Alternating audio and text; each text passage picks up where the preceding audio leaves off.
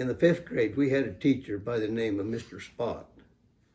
And we were all just wishing that he'd get drafted into the Army because we all hated him.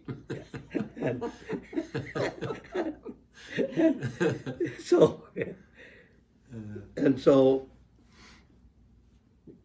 in our geography class, we had benches that two people could sit in at a desk at a time. Mm-hmm. And so I had taken the spiral out of the book, the wire spiral that held your notebook together, and I tied it to the leg of the bench across the aisle from me, and then I tied it over to the other. About this. And somebody said something or something, but anyway, Spot, we called him, the teacher, he come running down the aisle.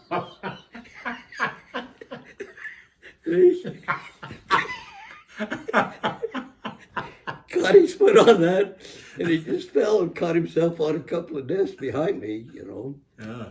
Well, it was evident who had done it because it was on my desk and that other one. And he was furious.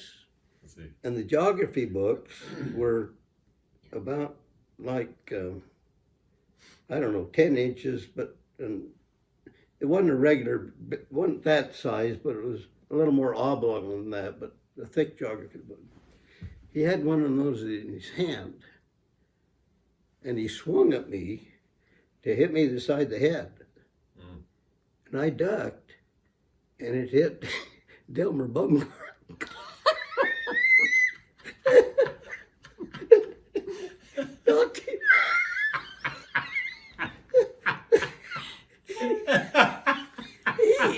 He ended up in the aisle.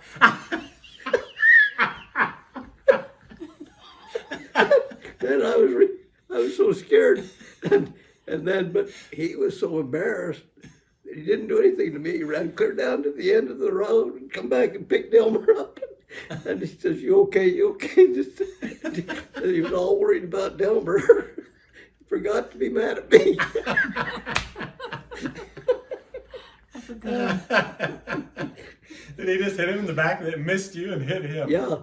Well, he swung at me. He really swung hard. And I just ducked like this down on my desk. Yeah. And it went hit Delmer that was sitting right next to me.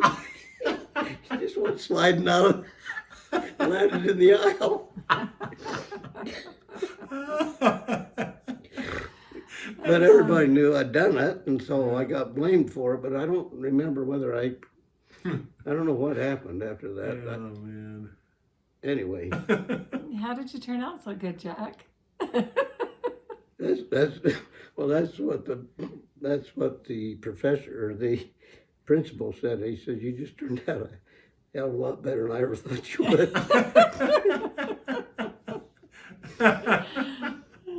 That's funny. Oh, isn't that funny? Well, you must have learned from everything you did.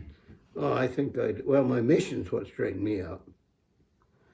I had a hard time on my mission because I went to Spanish speaking. I had to learn language, and they didn't have any language training or anything at all in those days. They just throw you out on the street and say you learn it. They gave you 2.5 years to learn it when your companion's supposed to teach you.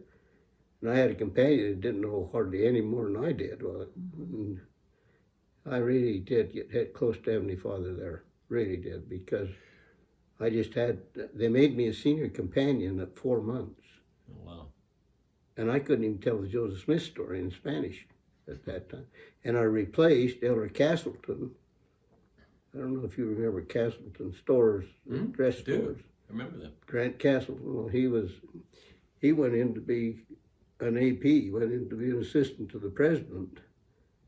And I became the senior companion to a brand new missionary and took over his district. I mean, his contacts, and he was teaching them about plan of salvation and comprehensive doctrine. And I couldn't even hardly understand. I didn't know any Spanish to speak of. This is maybe one you are you taping this? Yeah. Okay. We're gonna tell something good for a change. I just about got on a bus and went home because I just didn't feel I could do it. But I knew if I'd gone home, I'd been in trouble, and I would always regret it. So I just stuck it out. But we would spend, Elder Coombs and I would spend an hour studying, and then an hour or half an hour praying, and then another hour studying, and then praying to Heavenly Father to help us. And then we'd write out with a dictionary, a Spanish dictionary, we'd write out the questions that we were going to ask these people in Spanish.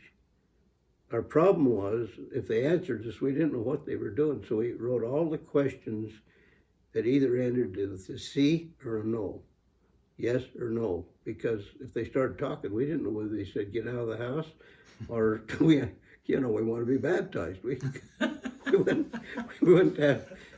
And anyway, and we prayed, and there were times that I prayed then, the first time that I ever felt the Spirit, that I felt that if I opened my eyes, I could reach out and touch Jesus Christ standing right next to me. I remember feeling that in those times when I was just begging for help. And I, within 2.5 months, I was speaking Spanish fluently. I received the gift of tongues. That's what I consider that happened. Not overnight, but within a very short time. It was just like muddy water settling and clearing up as I would start to comprehend the language. It just kind of came over me. And